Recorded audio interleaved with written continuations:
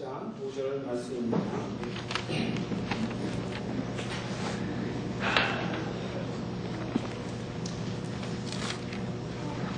신약성경 요한복음 1장 5절 제가 봉독해드립니다. 빛이 어두움에 비추되 어두움이 깨닫지 못하더라.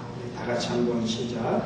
빛이 어두움에 비추되 어두움이 깨닫지 못하더라.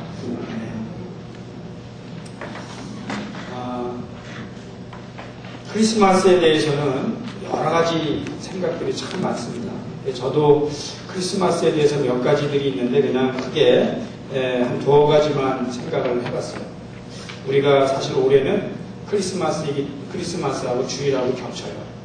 그래서 제가 여기 캐나다 와보니까 크리스마스를 지키는 방법도 다 다르더라고요. 한국과 캐나다와 또 다른 나라들도 크리스마스를 지키는 방법이 다르고, 저는 군대에서도 이렇게 지켜봤는데 군목으로 군대에서도 또 지키는 이 크리스마스를 이용해서 아니면 크리스마스를 맞이해서 하는 여러 가지 일들이 각양각색 이렇게 다르게 나타나고 있어요.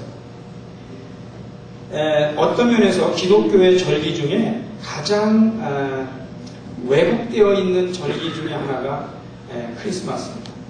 원래 크리스마스라는 말은 Christ, Mass, 미사라는 뜻이에요. 그러면은 미사가 뭐예요? 미사라는 말이 이렇게 worship이라는 뜻이거든요. 그래서 예수님을 경배한다라는 말 자체가 크리스마스예요. Christ Mass 그만 뜻이거든요. 그런데 이 오히려 요즘은 모르겠어요. 한국의 경우는 더 심합니다만 크리스마스가 교회로부터 먼저 오지 않고 백화점부터 옵니다. 백화점부터 와서 그런 얘기가 있어요. 예수님이 갑자기 어디서 막 그냥 나를 너무 환영해서 가봤더니 장소를 잘못 찾은 거예요. 백화점인 거예요. 그래갖고 이거 내가 여기 잘못 왔구나. 나중에 물어 교회를 찾아갔는데 거기서 드디어 예수님 오시는 환영식을 해서 그래도 나를 알아보는가 했더니 전부 자기들끼리 놀러 나가버려갖고 예수님은 혼자 남았다. 그런 얘기가 있어요. 그런데 오늘날 크리스마스가 약간 이렇게 잘못 이렇게 상술화되어 있다. 그리고 사람들은 크리스마스 하면 우리가 보통 쉬게 해주잖아요. 그런데 그것을 이용하여 교회 나가서 경배 드리는 게 아니고 놀러 가는 경향들이 있어요. 그러니까 잘해주니까 오히려 나쁜 쪽으로 활용하게 되고요. 그리고 믿지 않는 사람들은 크리스마스하고 당신들하고 무슨 상관이 있는지 다 한잔 하자 그러고 술집도 가고 그러면서 이렇게 약간 타락 문화를 형성하는데도 크리스마스를 이용하는 경향이 있습니다. 그런데 제가 이렇게 선교사님 한 분의 보고를 듣고 나서 크리스마스를 너무 부정적으로 보면 안 되겠다 그런 생각을 했는데, 바로 그분이 지난번에 저희 교회에 오셔서 선교 보고를 해주신 김상회 선교사님이에요. 그 김상회 선교사님은 현재 중국에서 선교를 하거든요. 근데 중국에서는 저하고 이렇게 편지를 하면은 여러분이 아시는 분은 아시지만 제가 이제 교회를 개척했다 그랬더니 거기서 축하 메일이 왔는데 허 선생님께서 회사를 설립하셨다니 얼마나 우리 사장님이 기뻐하시겠습니까? 그러고 왔어요. 사장님은 하나님이고 허 선생은 저고 회사는 교회란 말이에요. 그러면서 상품이 물건들이 얼마나 많으신지 이렇게 오고 그래요. 그래서 제가 또 이렇게 사업이 잘 된다 그래서 이렇게 답장을 보내요. 왜냐하면 이메일도 자기들이 디텍트를 한다는 거예요. 이메일을 봐서 이거 선교사다 그러면은 추방을 시켜요. 그래서 제가 그분에게 선교사라는 명칭을 사용하지 못하고 이번에 왔더니 선교 편지는 그분의 이름으로 안 와요. 또 다른 이름을 써요. 그러니까 이제 중국에 그런데 성경도 못 가르치죠. 그렇다고 선교사 이름으로 못 하는데 크리스마스 행사를 할 수 있어요. 이거는 서양의 행사니까 하고 그냥 청년들을 다 모아놓고 크리스마스 행사 준비하면서 복음을 다 설명한다는 거예요. 예수님도 그때 설명하고 동방박사 예물 드리고 선물 주고받고 그 다음에 왜 오셨는지 다 설명하면서 배역을 맡기면서 연극을 한번 시켜놓으면 복음에 대한 이해가 거의 싹 들어가는 거 아니에요.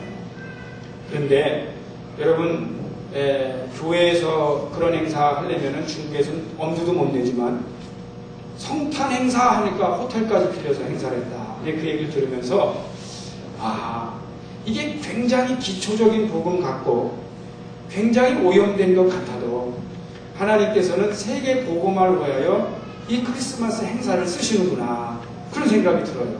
그래서 비록 백화점에서 떠들어도 이제는 정죄하지 말아야겠다. 그냥 우리가 그 속에서 사용하시는 하나님의 은혜를 느끼되 우리가 본질을 잃지 않도록, 우리가 복음을 잃지 않도록 우리가 정신을 차리는 게 중요하지, 저거 나쁜 거다, 잘못됐다, 왜곡됐다 이렇게 너무 정죄하는 게 좀 안 좋구나 하는 걸 제가 깨달았어요.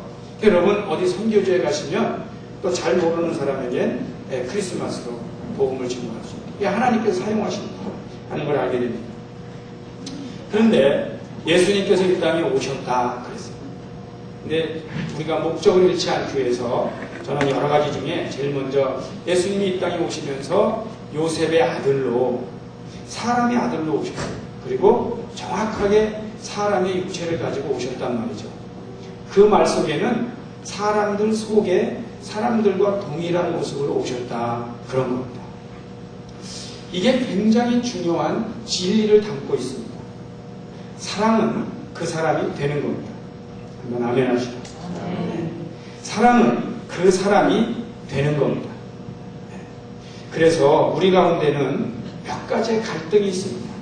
기독교가 굉장히 부해지면 가난한 자들에게 복음을 증거하는데 문제가 생깁니다. 가난한 분들이 문턱이 너무 높아요. 주일날 교회 갈 때도 갑자기 내 옷을 보면 아이고 저 사람들은 잘 입었는데 그렇게 생각할 수도 있어요. 본의 아니게. 학식이 너무 높아져도 그것도 또 위험할 수 있어요.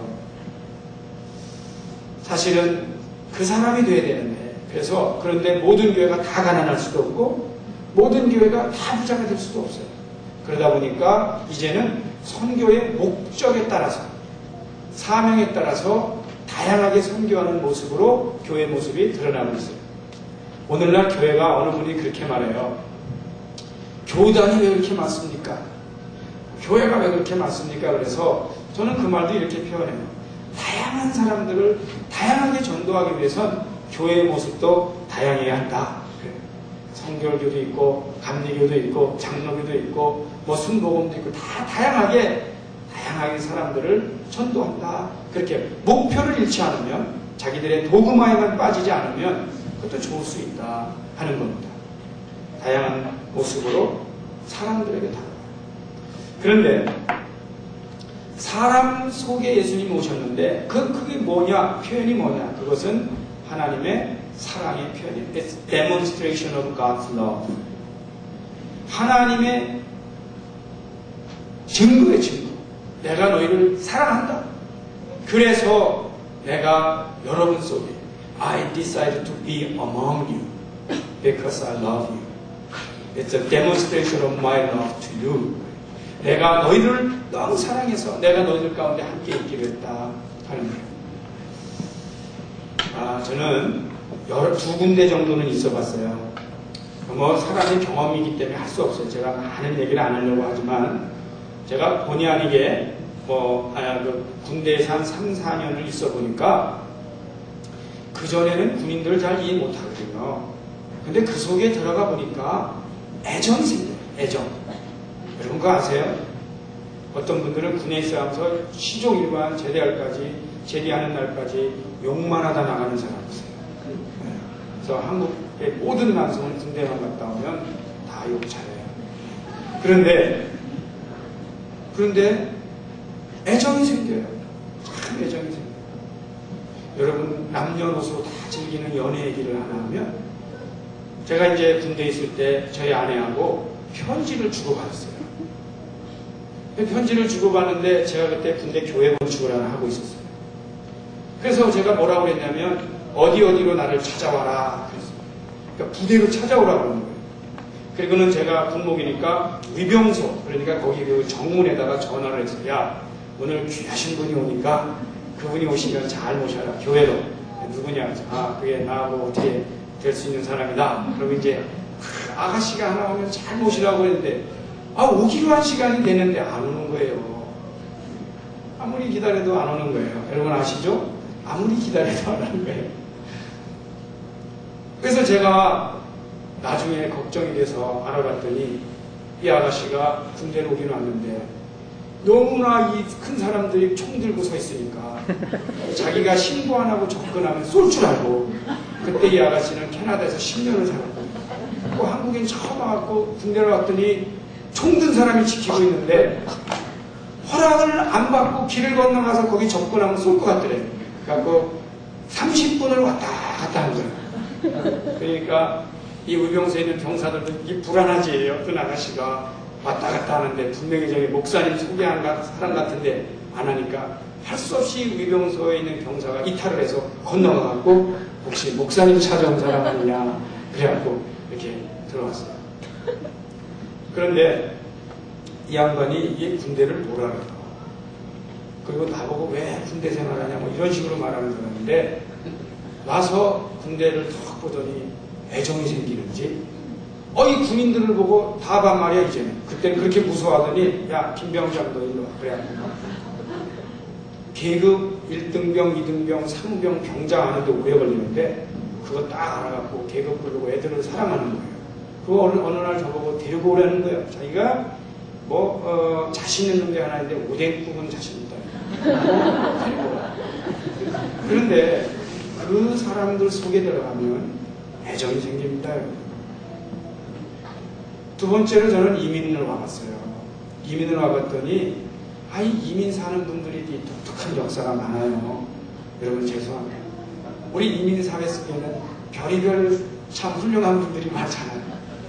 그런데 이 속에서 한국에서의 단일 문화적인 생각을 가지고는 이게 잘 안 돼, 얘기가.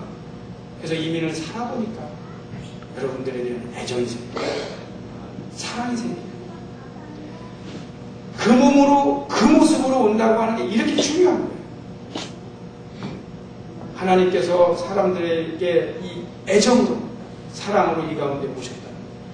그래서 예수님이 오신 목적은 두 가지로 요약하면 첫째로는 사람들 속에 오셨다. 둘째로는 그게 자체가 사랑이다 하는 거예요. 여기서 너무나 많은 우리가 은혜를 받고 제가 이걸 좀 더 구체적으로 설명하려고 그러는데 문제가 뭐냐면 사람들 가운데 하나님의 사랑으로 오셨는데 사람들이 알아차리지를 못했어요. 왜냐하면 그때 당시 사람들은 어두움이었어요. 그러니까 어두움이 빛을 알아차리지 못했어요. The darkness couldn't recognize the light. 예수님이 누군지 그 라이트를 알아차리지 못합니다. 근데 그 장면이 아주 잘 설명하고 있는 부분이 어디냐면 누가복음 4장인데 한번 우리가 누가복음 4장을 보겠습니다.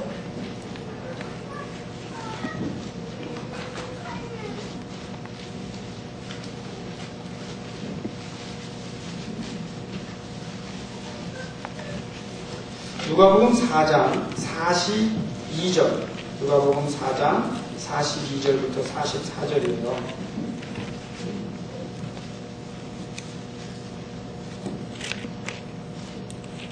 죄송합니다. 누가복음 4장 16절에서 19절까지. 예수께서 그 자라나신 곳 나사렛에 이르사 안식일에 자기 규례대로 회당에 들어가서 성경을 읽으려고 서섰는데 선지자 이사야의 글을 들이거늘 책을 펴서 이렇게 기록한 데를 찾으시니 곧 주의 성령이 내게 임하셨으니 이는 가난한 자에게 복음을 전하게 하시려고 내게 기름을 부으시고 나를 보내사 포로된 자에게 자유를 눈먼 자에게 다시 보게 함을 전파하며 눌린 자를 자유케 하고 주의 은혜의 해를 전파하게 하려 하시니라 하였더라.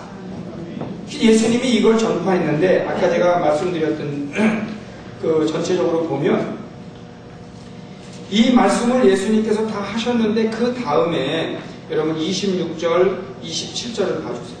거기 보면 4장 26절, 27절 보면 엘리야가 그중 한 사람에게도 보내심을 받지 않고 오직 시돈 땅에 있는 사랍대의 한 과부에게 뿐이었으며 또 선지자 엘리야 때에 이스라엘의 많은 문둥이가 있었을 때 그 중에서 한 사람도 깨끗함을 얻지 못하고 오직 수리아 사람 나만 뿐이니라 그랬어요. 제가 이걸 좀 설명하려고 합니다. 저를 이렇게 봐주세요. 예수님이 무슨 말씀하시냐면 지금 이 가난한 자들에게 복음을 전거하려고 오셨어요. 그리고 눈먼 자들의 눈을 뜨게 하고 갇힌 자들을, 포로된 자들을 해방시키기 위해서 오셨는데 문제가 뭐냐면 그 은혜를 입은 사람은 한둘에 불과하다. 놀라운 것은요, 예수님이 그렇게 복음을 막 증거하라고 와도 너무나 많은 사람들이 예수님이 누군지를 알아차리지 못했습니다. 오늘날 복음을 증거하다 보면 그러한 현상이 있다는 것을 많이 봐요. 복음을 못 알아갑니다. 이 예수님의 복음이 얼마나 좋은지. 여기 만약에 여러분이 전부 교회 안 다니는 사람들이라면 저는 이렇게 말할 거예요. 세상에 가장 내가 딱 한 군데 갈 곳을 정하라면 저는 여러분들 보고 교회를 가라고 말합니다. 네, 그렇게 설교할 거예요. 교회 가면 교육이 가능해요. 학교같이 할 수 있잖아요. 인간관계가 가능해요. 사회생활 할 수 있잖아요. 그리고 교회 가면 믿음을 가져. 그러니까 학교만도 안 되고 사회만도 안 돼. 교회를 가라 이거예요. 자녀들에게, 오늘날 자라나는 자녀들에게 딱 한 군데 소개하라면 교회를 소개하라고 하는 거예요. 그렇게 교회가 중요한데도 사람들은 알아차리지 못해. 모른단 말이에요. 안타깝죠. 은혜를 받는 사람은 한둘에 불과해요. 저는 오늘 이렇게 예배당에 가득 계신 여러분들이 이 하나님의 은혜를 알아차리는데 한 분도 낙오되지 않기를 축복합니다. 우리가 다 알아차려도 소수예요. 우리가 다 알아차려. 하나님의 은혜를 알아차리는 것 자체가 큰 은혜고 축복이에요.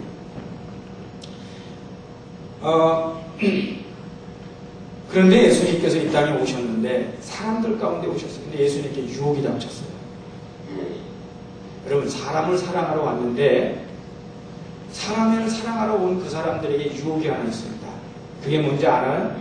그 유혹이 뭐냐면 나만 사랑하고 다른 사람은 사랑하지 말라는 유혹입니다. 그게 유혹이 예수님 아세요? 자, 한번 누가복음 말씀을 보시겠어요? 4장 42절 43절 4장 42절 43절을 보시면 날이 밝음에 예수께서 나오사 한적한 곳에 가시니 거기까지도 무리가 찾다가 만나서 자기들에게서 떠나지 못하게 만류하려 하매 예수께서 이르시되 내가 다른 동네에서도 하나님의 나라 복음을 전하여라 하니니 나는 이 일로 보내심을 입었노라 하시고 갈릴리 여러 회당에서 전도하시더라 그랬어요. 저를 봐주세요. 이게요 무슨 문제가 생기냐면 예수님을 너무 좋아하고 사람들, 그리고는 예수님 여기에 계세요. 절대 어디 가지 마세요. 이렇게 떠나지 못하게 예수님을 꽉 잡고 만류하는 거예요. 그런데 예수님은 그래. 그리고 거기 계시면 안 돼요. 왜냐하면 모든 사람을 사랑하러 오신 분이거든요. 그러니까 예수님이 그걸 뿌리치는 거예요. 그런데 예수님이 뿌리칠 수 있었던 이유가 뭐예요? 당신이 사람을 사랑하러 오신 목적이 뭐냐면 모두를 사랑하기 위해서는. 그렇기 때문에 그 목적을 잃지 않으려면 그 유혹을 뿌리쳐야 됩니다.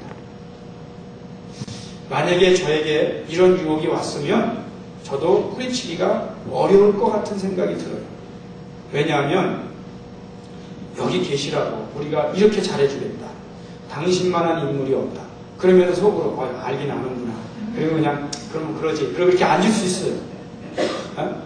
그런데 예수님이 그게 아니에요. 지금 그런 게 중요한 게 내 목표는, 내가 온 이유는 많은 사람에게 복음을 증거하기 위한 것이다. 이 유혹을 뿌리치는 장면에서 성경에서 아주 귀한 말씀을 한 군데 가르쳐 주는데요. 요한복음 2장을 한번 보시겠습니다. 요한복음 2장이네요.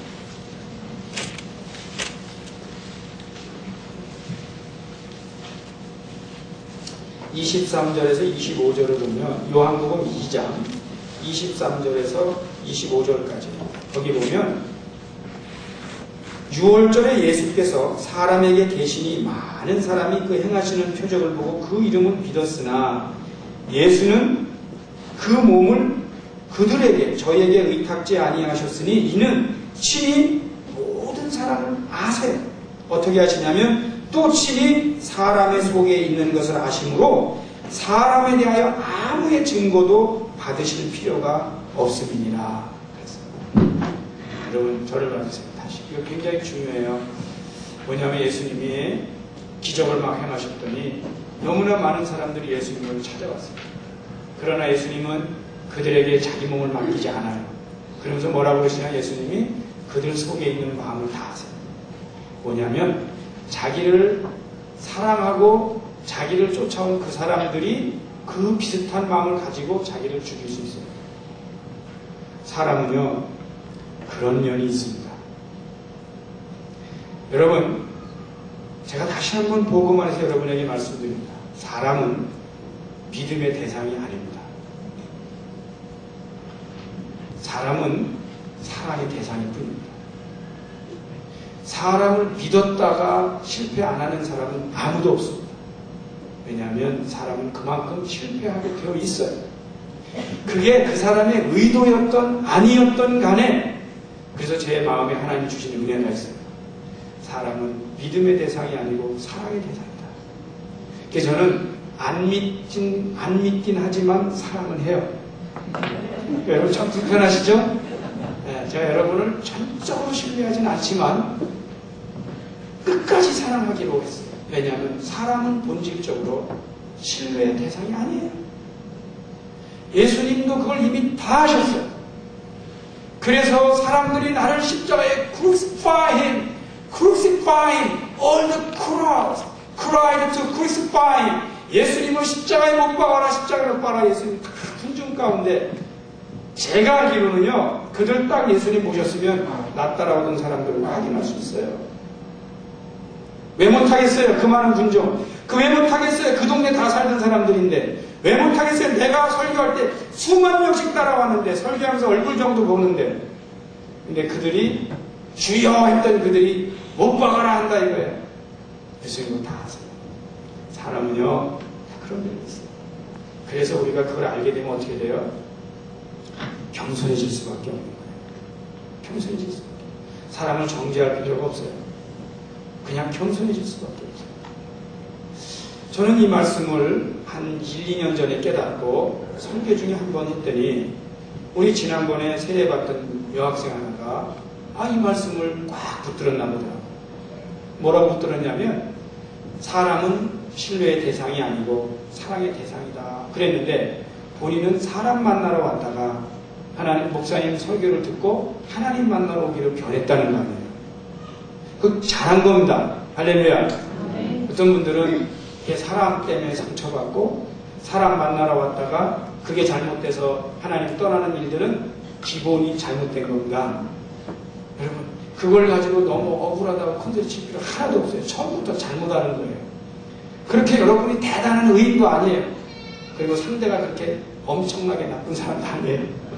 그냥 처음부터 우리가 잘못하는 거예요. 처음부터 잘못하는 거예요. 예수님이 우리에게 가르쳐 주신 게 뭐냐면 아무리 그들이 머물러 달라고 해도 아무리 그들이 당신이 최고라고 해도 그들 속에 무엇이 있는지 아시고 예수님은 자기의 몸을 그들에게 의탁하지 않으시고 여전히 순례자의 길을 가셨어요. 여전히 복음에 증거하러 가셨습니다. 저는 그래서 예수님이 하나님의 사랑의 실체로서 그 사랑의 본질을 잃지 않고 끊임없이 다녀가면서 복음을 증거했다고 하는 것에 대하여 예수님을 구세주로 영접합니다.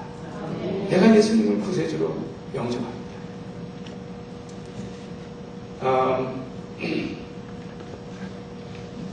여기에 하나의 제가 예수님을 만나면서 일어나는 사건 하나를 말씀을 드리겠습니다. 저희 교회 안에는 굉장한 복음이 하나 있습니다. 그게 뭐죠? 사람의 몸을 입고 오셨다. 봤어요. 그리고 그들과 같이 되면서 하나님의 사랑을 증거한다. 이게 이제 하나의 기독교 안에 있는 큰 패러다임입니다. 큰 하나의 폼이에요. 그걸 따라하는 거예요. 그게 뭐냐면 그 성경에 보면 제가 일일이 찾지는 않겠습니다만 요한이라는 사람이 나와요. 요한. 근데 요한이라는 사람의 별명이 예수님도 그에게 뭐라고 했냐면 우레의 아들. 이 우레라는 건 천둥 번개치는 거예요. 그럼 우레의 아들이라는 별명을 줬다면 그 사람의 성질이 좀 있을 것 같아요? 없을 것 같아요? 너는 하는 짓이 꼭 번개가 나 이 천둥 같다. 그랬거든요. 근데 성질이 있을 것 같아요? 없을 것 같아요? 있죠. 근데 성질이 있는 게 왜 나오냐면 한 번은 사마리아를 지나는데 사마리아 지역을 지나는데 사람들이 예수님을 거부한 거예요. 그랬더니 이 요한이라는 사람이 딱 나서갖고 예수님한테 건의하기를 주님 천군 천사를 불러다 다 죽여버릴까요? 딱 그래요. 이게 딱 대사에 나옵니다. 네? 그러니까 이 한마디만 봐도 이 요한이라는 사람은 우레의 아들이에요. 어떻게 사마리아 사람들을 다 말 안 듣는다고 죽이겠다고 해요.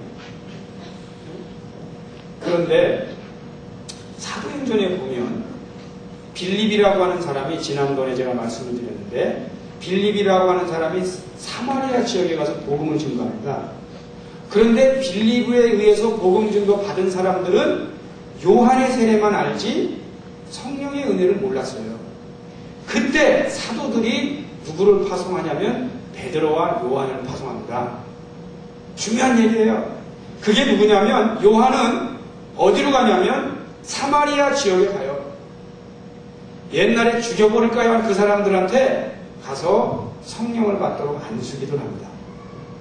이게요, 은혜를 받기 전과 후의 차이입니다. 잘 보세요. 은혜 받기 전에는요, 되게 미워요. 그래서 하나님 보고 어떤 때는 원망해요. 저 사람 안 죽나고. 우리는 그런 기도 많이 한 기독교인들이 너무 많아요. 왜냐하면 김일성 때문에. 저 사람은 명득이다. 왜 안 죽나. 예수 믿는 사람들이 다 죽으라고 기도했어요. 그만큼, 그러니까 히틀러 독일에서 어떻게 저런 나쁜 사람이 있을 수 있냐. 하나님이 도대체 뭐 하시냐. 그래서 그때 나온 유명한 개념이 하나님의 침묵이라는 개념 아니에요.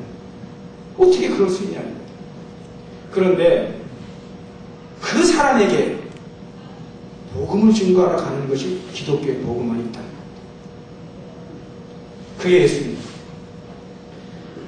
나를 죽이려고 했고 내가 너무 미워한 그 사람에게 가서 은혜 받도록 해달라고 안수기도 하는 것이 복음 안에 있어요.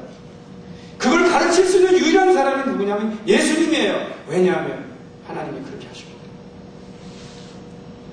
여러분, 복음을 잘 믿으면 사람을 믿을 필요 없이 내가 좋아하든 미워하든 그 사람이 사랑의 대상으로 보여야 됩니다. 그게 복음입니다. 그리고 가서 그를 위해 기도하는 거예요. 얼마나 어렵겠어요. 그러나 복음 안에는 이 문을 열어놓으셨어요. 그게 예수님이 우리에게 하십니다. 만약에 여러분들 가운데 청소년기 때를 좀 험악하게 보낸 분들이 있을 수 있어요. 그런 분들은 야, 청소년기 때 내가 이렇게 방황했는데 내 인생은 그 방황하는 청소년들 위해서 살아야겠다. 이렇게 마음을 먹게 된 건 왜 그래요? 본인들이 그 타락한 상황의 현장에 가서 한때는 자기도 그런 인물이 돼봤어요. 그걸 알고 났더니 그들에 대한 뭐가 생겨요? 애정이 생겨요. 애정이 생겨요. 제가 저도 중고등학교 때 고민을 많이 한 사람으로서 하여튼 뭘 하나 깨달았냐면 한 중고등학교 학생 하나가 생각을 이렇게 하면 희대의 범죄자가 되고 이렇게 하면 성직자가 될 수 있는 그 순간은 언제나 놓여있다는 거예요. 그 순간에 너 아니야 하고 일로만 바꿔줘도 인생이 엄청난 변화가 일어나요. 그래서 제가 저들에게 복음을 증거해야겠다 하는 게 이제 제가 받은 사명이거든요. 근데 어느 분은 극심한 죽음과 같은 고통과 육체적인 질병에서 깨어났어요. 그런 분들은 갑자기 병실에서 있던 사람들에 대한 애정이 생깁니다. 그리고 평생을 나는 저런 사람에 살아야겠다라고 결심하게 되는 것이 왜 그러냐? 하나님의 콜링이에요. 예수님이 그렇게 하십니다. 자기도 모르게 복음을 깨닫는 거예요. 자기도 모르게 복음을 깨닫는 거예요. 생각해 보세요. 복음이 뭐예요? 복음은 예수님이 하신 그대로를 따라하면서 자기가 은혜 받는 거예요. 지금 우리가 예수님이 하신 걸 거꾸로 하는 분들 계시죠? 나만 사랑해달라. 어디 가지 말고. 이거는요, 예수님을 거꾸로 사랑하는, 그건 그러면 처음부터 잘못된 거예요. 나만 사랑해달라는 그분을 끊임없이 사랑해줄 수 있는 인간은 이 세상에 없습니다. 왜냐하면 그분이 비록 죽어도 끝까지 죽을 때까지도 나만 사랑해달라고 하는 것이 인간이기 때문에 제가 이것에 대해서는 역사적인 예를 들지 않을 겁니다. 그건 사람이 그래요. 그래서 열린 무덤이다. 열린 무덤. 제가 하나만 여쭤볼까요? 무덤이 배부르다고 하는 거 봤어요? 네? 제가 하나 문제는 있게요. 여기 노스역 여기 그 셰퍼드 그 뒤에 가면은 거기 그 세미트리가 하나 있잖아요. 거기에 몇 명이 죽은지 아세요? 아는 분 계세요? 모르는구나. 저는 아는데. 거기 몇 명이 죽었냐면 다 죽었어요. 거기는 원래가 죽은 사람만 있는데. 무덤은 인간이 살아있는 한 배부르다고 말하지 않고 끊임없이 생명을 살립니다. 그게 인간이에요. 그리고 그게 인간의 욕심이에요. 그것이 사람의 눈을 가려요. 그리고 예수님을 알아보지 못하게 만들어요. 그리고 복음함에 예수님은 안 됩니다, 안 됩니다. 그래요. 다시 한번 처음부터 다 잘못돼요. 여러분, 오히려 가장 바람직한 복음은 뭐냐면 여러분이 전도하러 가는 거예요. 여러분이 사랑하는 거예요. 뭘 기다려요? 그죠? 복음이 뭘 가르쳤어요? 우리가 사랑하라고 그랬죠. 그럼 나만 그러면 다 잘못돼요. 우리가 복음대로 믿으면 복을 받습니다. 아멘 하세요. 복음대로 믿으면 복을 받습니다. 그러나 복음을 거역하면 끊임없이 고뇌와 슬픔이에요. 복음대로 믿으면 기쁨과 감사가 있습니다. 그리고 열매가 있습니다. 아멘. 난 이 복음을 예수님이 오늘 성탄의 계절에 우리에게 전해주세요. 그래서 여러분들이 오늘 이렇게 생각해줘. 예수님을 따르든지 최소한 요한 같은 사람이 되든지 내가 미워하는 그 사람을 찾아가서 은혜 받으라고 기도해주는 사람이 되시기를 축복합니다. 아멘. 기도하겠습니다. 하나님, 우리가 얼마나 연약한지 하나님 아십니다. 우리의 마음에 무엇이 있는지도 주께서 아십니다. 그래서 예수님은 우리를 전적으로 우리에게 몸을 맡기지 않으시고 또 다른 생명들을 구하러 떠나셨습니다. 하나님, 우리가 예수님의 가르침을 바로 알게 하시고 오히려 예수님의 길을 따라가게 하옵소서. 가만히 생각해보면 우리가 이미 받은 복도 넘쳐 많습니다. 예수님을 알아보게 하옵소서. 예수님을 알아차리게 하옵소서. 이 가운데 많은 사람이 사랑할 수 있는 사람 되게 하여 주옵소서. 예수 그리스도의 이름으로 기도드려옵나이다.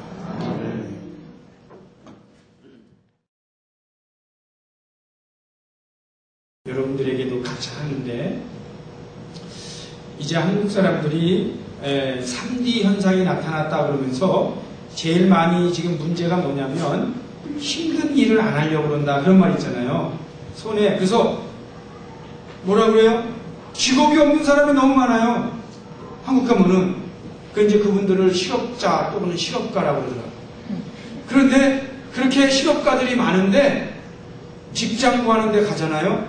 그러면 사람 구한다는 게 가득 붙어 있어요. 근데 그게 다 뭐냐면은 일하는 거예요. 공장에서 일하는 건데 알고 봤더니 일은 그런 건 안 하겠다. 그러니까 다 좋은 것만 찾으니까 비록 놀아도 내가 기름복은 안 입겠다. 뭐 이런 자세라는 거예요. 언제부터 고생을 안 하려고 그러는데. 근데 우리 민족이 뭐로 컸어요, 여기껏? 고생하면서 컸잖아요. 이게 똑같이요, 교회에도 들어왔더라고요. 교회도요, 초기에 이 교회를 세우던 분들은 전부 십자가 지던 분들이거든요. 근데 오늘날 교회에 앉아있는 분들은 내가 교회를 떠나면 떠날지 십자가는 질 수 없다는 거예요. 비록 내가 복은 못 받아도 십자가는 안 지겠다. 이런 자세라는 거예요.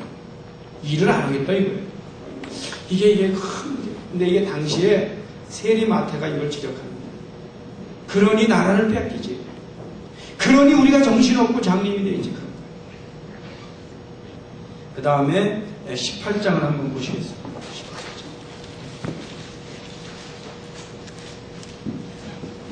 거기 보니까 놀랍게도 어린아이의 비유를 예수님이 말씀하고 계십니다.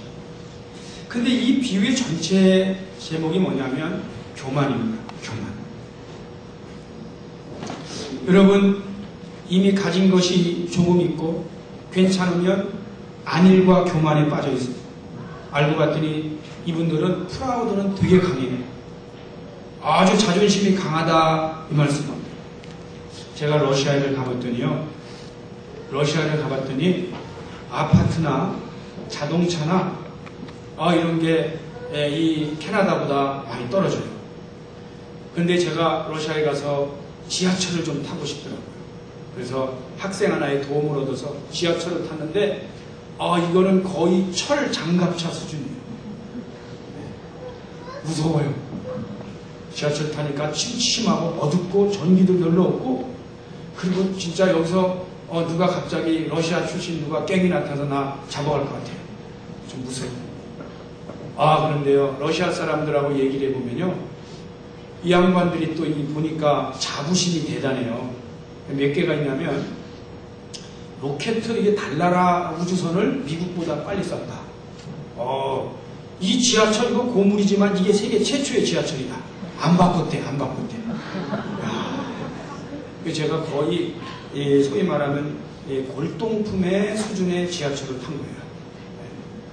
그 다음에 이 사람들이 우리 요즘 르네상스를 장식했던 문화, 음악, 예술 이거 다 누가 했냐? 알고 봤더니 다 러시아 사람들이 있어요. 대단해. 근데 좀 미안하지만 그 자부심만 먹고 살 거예요.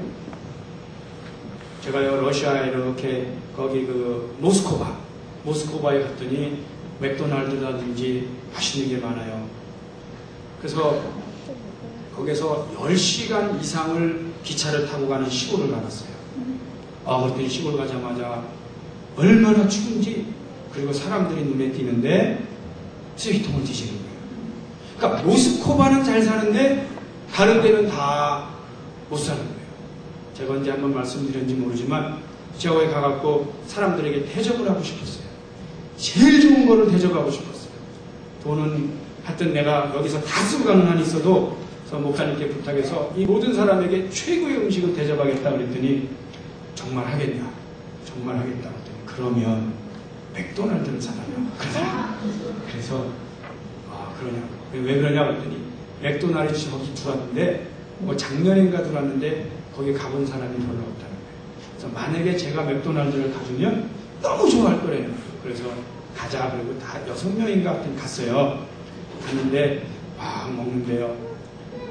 2사람인가 3사람이 프렌치 프라이만 먹고 맥도날드를 안 먹는 거예요. 그 빅맥을. 그래서 제가 물어봤어요. 이걸 왜 안 먹냐 그랬더니 나는 오늘 맥도날드를 처음 왔는데 이걸 집에 싸가려고. 가족들에게 맥도날드가 이거다라고 해야 된대. 그래서 자기가 이거 안 먹겠다고 한사. 그래서 제가 그러면 하나 더 사줄 테니까 먹으라고 했더니 그건 또 사양하더라고요. 이거면 족하다 그러고 프렌치 프라이즈 다 안 먹고 맥도날드를 결국 싸가더라. 처음 왔대. 그러니까 그런데 그래도 그분들이요 자부심은 있어갖고 자존심을 먹고 사는 거예요. 그런데 유대인들도 좀 그래요. 침략은 당했지만 하나님 앞에 우리는 하나님의 백성이다. 그런데 그거하고 그게 뭐가 그렇게 중요해요? 회개하지 않아요. 엄청난 역사가 일어나지 않아요. 그냥 마지막까지 죽어도 자존심 먹다 죽겠다 이런 뜻이에요. 그래 다 죽죠. 자, 결론을 내리겠습니다.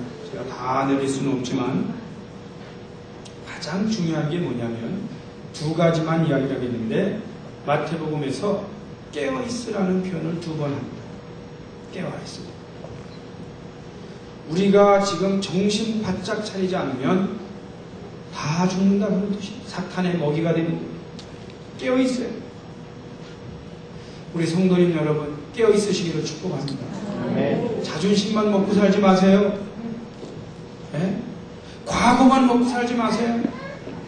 지금 현재 니누의 성에 요나를 통해 회개하는 이 기적이 일어나야 됩니다. 그리고 마지막으로 계속해서 회개를 하죠. 그러면서 마태복음이 뭐로 끝나는지 아세요? 28장을 봐주세요. 마태복음 28장. 마태복음 19절부터 20절입니다. 너희는 가서 모든 족속으로 제자를 삼아 아버지와 아들과 성령의 이름으로 세례를 주고 내가 너에게 분부한 모든 것을 가르쳐 지키게 하라. 볼지어다 내가 세상 끝날까지 너희와 항상 함께 있으리라 하십니다. 잘 봐주시고 결론을 내리겠습니다. 첫째는요, 마태복음에서 이스라엘 전체의 사명을 다시 회복시켜줬습니다. 그게 뭐냐면 세계로 나가서 복음을 증가하는 거예요. 근데 뭐가 문제죠? 이 사명을 듣고 있는 사람의 숫자는 12에 불과해요. 무슨 말씀이에요? 깨어있는 숫자가 너무 작아요. 민족이 다 자고 있어요. 근데 불과 몇 명 안 되는 그들에게 예수님이 이 사명을 주셨고 그 불과 몇 명 안 되는 그들이 나가서 오늘날 복음을 전하면서 전 세계가 예수 안에서 깨어나고 있는 겁니다. 그게 뭐예요? 기독교입니다. 여러분 세계 지도를 놓고 보세요. 기독교가 들어가는 곳은 깨어있게 되어 있습니다. 문명이 살아나고요. 사람들이 깨어있게 되어 있어요. 기독교가 들어가요. 이 작업을 소명을 우리들에게 줍니다. 저는 오늘도 말씀의 교회가 몇 명이냐를 더 중요하게 여기지 않고 누가 이 말씀을 듣고 가느냐가 더 중요합니다. 왜냐하면 저희는 최소한 12제자보다 훨씬 많은 숫자가 있어요. 청년까지 표현하면 20배에 20배. 네? 그 정도의 많은 어린이까지 포함하면 그 정도는 될 거예요. 그런데 그 작은 숫자에게라도 이 사명을 맡기고 감당하면 세계는 깨어납니다. 사명을 회복하는 게 그렇게 중요합니다. 회개하고 사명을 회복하는 것이 그토록 소중합니다. 우리 한번 하나님께 잠깐 기도하는 시간을 갖겠습니다.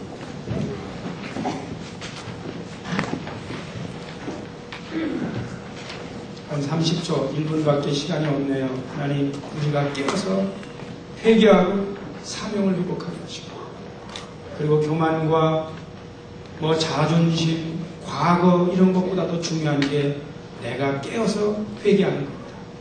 그 문제를 우리가 한번 마음으로 믿음으로 정리하시기를 축복합니다. 기도하겠습니다. 하나님 아버지 감사합니다. 하나님 아버지 감사합니다. 우리들에게 은혜를 허락하셔서 말씀으로 우리를 깨우시고 하나님의 역사 가운데 하나님의 은혜를 이뤄나갈 수 있는 정리되는 은혜의 은혜를 더하여 주옵소서. 은혜의 은혜를 더하여 주옵소서. 하나님 역사하여 주옵소서. 모든 걸 주께 맡기고 하나님 함께하여 주옵소서. 우리 가운데 한 사람 세리와 같은 변화가 일어나게 하시고 우리 가운데 한 사람 마태복음을 남기는 인물이 나오게 하시고 우리 가운데 죄인이라고 지명받았던 그 사람이 사도로 바뀌는 역사가 일어나고 하나님 축복해 주옵소서. 민족을 사랑하는 사람이 일어나게 하여 주옵소서. 우리의 캐나다를 사랑하는 사람, 한국을 사랑하는 사람이 일어나게 하시고 이중 문화를 경험하여 우리의 문제를 제대로 볼 줄 아는 현자가 나오게 하시고 지도자가 나오게 하시고